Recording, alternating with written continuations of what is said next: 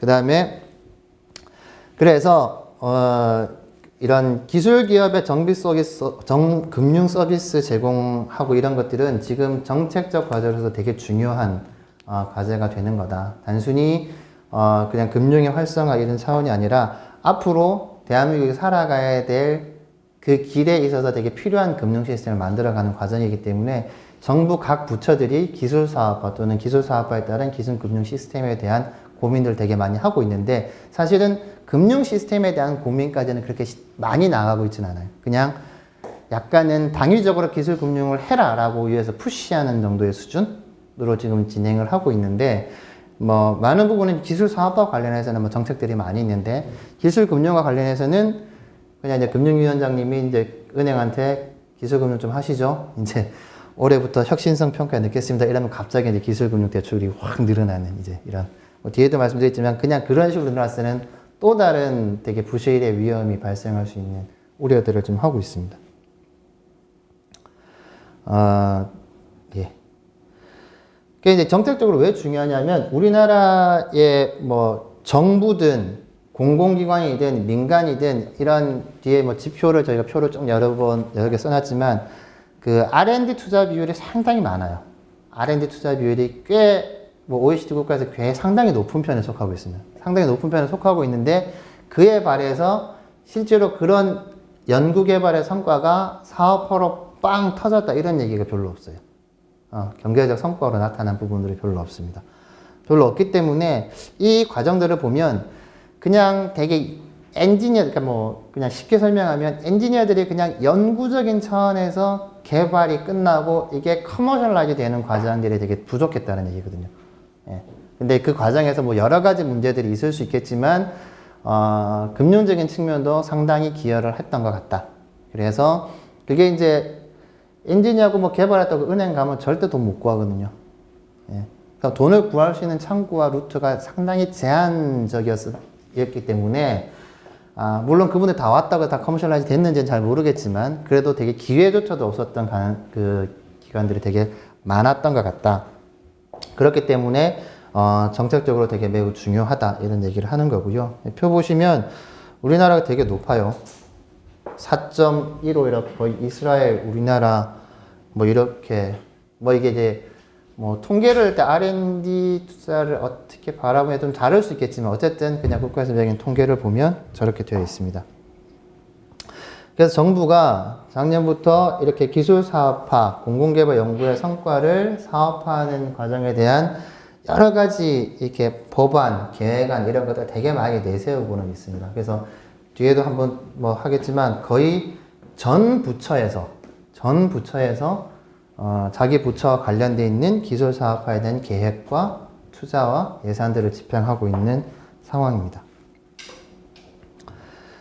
이 부분들은 시간 관계상 그냥 넘어가도록 할게요. 이거는 뭐 큰 대사라면 지금 당장인데 그거는 제가 보기에는 뭐 이런 기술 사업화라는 것들은 그리고 초기 뭐 벤처 기업에 대한 투자 이게 지금 정부는 창조 경제라는 이름으로 이렇게 했지만 과거 정부도 다른 이름으로 했고 MB 정부 때는 신성장 동력 이런 걸로 표현이 됐고 어느 정부가 됐든 또 이후에 어떤 정부와 정권이 됐든 이거는 정치적인 것들과 무관하게 지속이 될 수밖에 없는 아까도 얘기했듯이 현재 기본의 경제 상황도 그러하고 굳이 정치적으로 해석한다 할지라도 중소기업과 벤처기업에 대한 육성을 하지 않는다 또는 여성에 대한 정책이 없다라는 얘기는 남성 또는 대기업에 대한 정책을 우선시하겠다는 것 이거는 되게 기득권을 유지한다고 그렇게 보이지 않기 때문에 어떤 정권이 됐든 저 정책들은 할 수밖에 없는 그리고 그렇지 않더라도 지금 산업이 기존에 있는 금융 시스템으로 현재 돌아가는 산업을 이렇게 재단하거나 평가해서 기존 시스템도 자금을 집행할 수 없는 상황이에요. 어떤 것도 맺혀지지 않는데. 다음 카카오 같은 것도 초반에 은행 가서 은행 기준에 하나도 안 맞아요. 은행 기준에서 그걸 해줄 수가 없다고. 모든 그 기준들이. 그렇기 때문에 제가 이제 이 부분들은 그냥 지금 있는 정부의 뭐 한시적인 정책이니까 이 부분 좀 스킵하고 넘어가고요. 큰 대세는 이렇게 그냥 계속 기술 사업화 또는 뭐 기술 이전, R&D의 상업화 이런 부분들은 끊임없이 지속이 된다. 지속이 되고 이런 과거의 정책들은 그전 정부서부터 약간 이름은 바뀌었지만 계속 진행이 되고 있는 정책들입니다. 그렇게 좀 이해를 하시면 될 것 같고요. 그럼 이제 이런 기술 사업화에 기반이 된 기술 금융 시스템 어떤 방향으로 가야 되냐? 한마디로 정의하자면 좀 리스크 테이킹 하는 방향으로 가야 된다. 불확실성을 리스크로만 바라보는 게 아니라 또 다른 측면인 수익의 기회로 바라보고 좀 리스크 테이킹을 해야 된다는 것과 그리고 기술 사업화라는 것이 상당히 오랜 기간을 가야 되기 때문에 이 자금의 성격이나 융자나 투자의 성격이라는 것도 좀 중장기적인 투자를 가능한 한 그렇게 중장기적인 투자가 가능한 방향으로 시스템들, 금융의 시스템들이 흘러가야 된다 이렇게 보고 있습니다. 우리나라 기술금융 현황을 보면 아까 말씀드렸듯이 2014년 10월에 금융위원장님이 이제 기술금융 강화하라고 은행에 얘기를 하셨어요. 그래서 딱 5개월 만에 9조 정도가 증가를 했습니다. 9조 정도를 증가해서 상당히 이제 비약적인 증가를 했죠. 부실도 많이 났어요. 저것 때문에 아까 제가 이제 지난주에 파산 신청한 저희 회사도 저기서 이제 많이 이제 자금을 은행에서 한 4, 50억 빌딩했는데 이제 맛이 갔죠. 이제 부실이 났고 저래서 잘못됐다는 얘기가 아니라 우리나라에서 은행들을 보면 우리나라 은행의 대출 시스템 보면 되게 정형화된 매뉴얼로 대출을 하고 있어요. 여러분들도 은행 가면 뭐 연봉이 얼마세요? 나이가 어떻게 되세요? 사는 곳 이게 뚜루루룩 쳐놓으면 시스템에 딱 넣으면 이 사람은 대출이 안 됩니다. 또는 뭐 500만 원 이렇게 쭉 나온다고 이게. 그러니까 내가 다르게 고민하는 게 아니라 그냥 그 시스템에서 나오게 돼 있다고. 근데 기업이나 이렇게 뭐 기술이 갖고 있는 거는 그렇게 시스템에 넣어서는 이렇게 답이 안 나오거든요. 사람이 가서 평가를 하고 어떤 주관적인 그 의지와 평가 같은 것도 들어가야 되는데 그런 것들을 전문으로 하는 인력들이 은행에는 많지가 않습니다. 예전에 이제 산업은행, 기업은행들이 좀 그런 업무를 내부적으로 했었기 때문에 그런 부서도 있고 한데 실질적으로 거의 많지 않거든요. 많지 않은 상태에서 갑자기 일방적으로 기술금융을 하라고 하니 그냥 특허 있고 뭐 좀 이러면 막 대출이 나가는 이런 식으로 그냥 아무런 준비 없이 내부적으로 인력 없이 규모만 증가하면 상당히 문제를 야기할 수 있는 또 다른 은행에 되게 부실로 이어갈 수 있는 그래서 또 한 번 그런 것들이 은행의 부실이 되면 다시 은행이 저런 걸 하기가 되게 쉽지 않거든요. 어떻게 보면 2000년도 IT 버블 때 막 사람들이 막 들떴다가 확 무너지면서 그것들을 회복하는데 한 15년 정도 걸린 겁니다. 15년도. 민간에서 벤처 이런 얘기 나오면 대기업 같은데 벤처 투자 좀 해야 돼 이런 얘기 나오면 그 임원 잘려요. 재떨이 날아가고. 예. 그런 상황들을 회복하는데 15년 정도 걸렸거든요. 근데 은행들이 이번에 기술금융 이래서 막 했다가 또다시 그것들로 해서 부실이 발생하면 아마 또 한 10몇 년 동안 못하지 않을까 이제 그런 우려를 좀 하고 있는데 그래서 이것들은 당연히 은행이나 이런 데서도 말씀대로 시대의 변화에 맞춰서 해야 되는 거는 맞고 그에 따라 준비를 하면서 해라는 게 이제 저 포함한 많은 사람들의 생각과 의견입니다.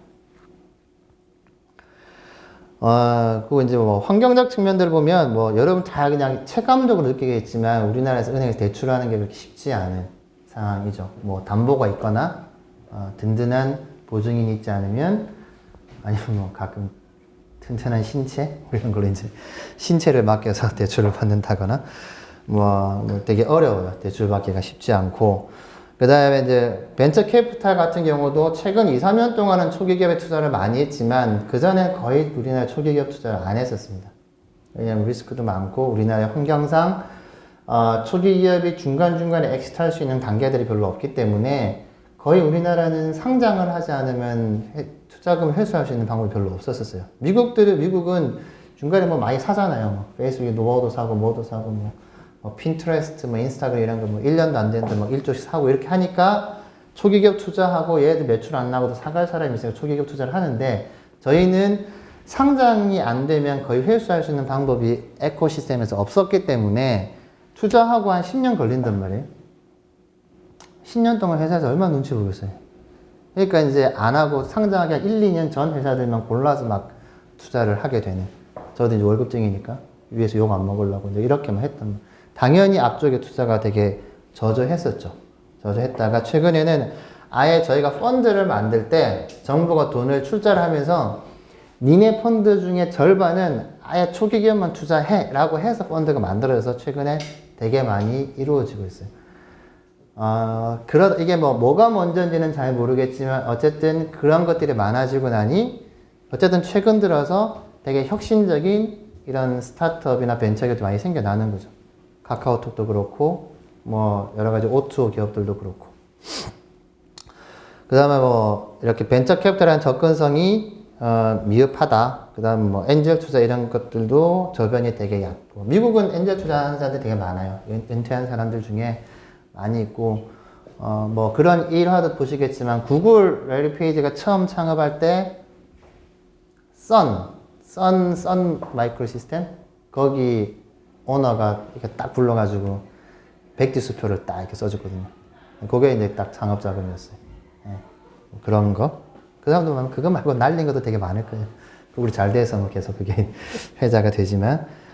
우리나라도 지금 엔젤들이 많아졌어요. 많아졌는데, 이 사람들이 진짜 엔젤인지 천사인지 악마인지는 막 이렇게 악마 같은 사람들 되게 많이 있고, 이렇게 되게 무늬만 천사인 경우도 되게 많은, 아직은 조금 그러한 상황이다. 이렇게 보시면 되고. 질문.